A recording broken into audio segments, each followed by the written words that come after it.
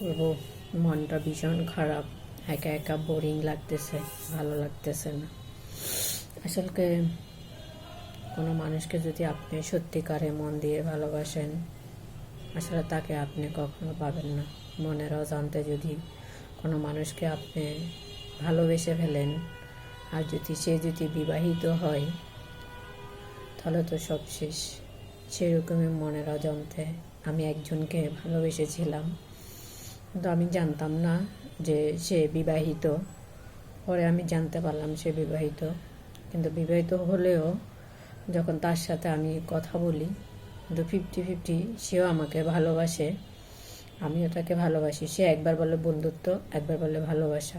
কিন্তু সে আমাকে বলে যে সে আমার সাথে বন্ধুত্ব রাখবে, বাট কখনো বিয়ে করতে পারবে না। কিন্তু সে আমার সাথে কথা বলবে কন্টিনিউ, সে আমাকে ছাড়তে রাজি না।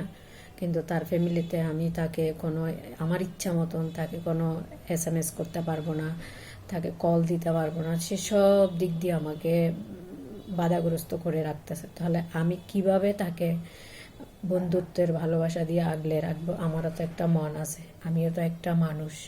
আসলে সে একবার চিন্তা করে না যে মেয়েটা, আমি যে সব কিছু তাকে বাধা দিচ্ছি, মেয়েটা কি করবে।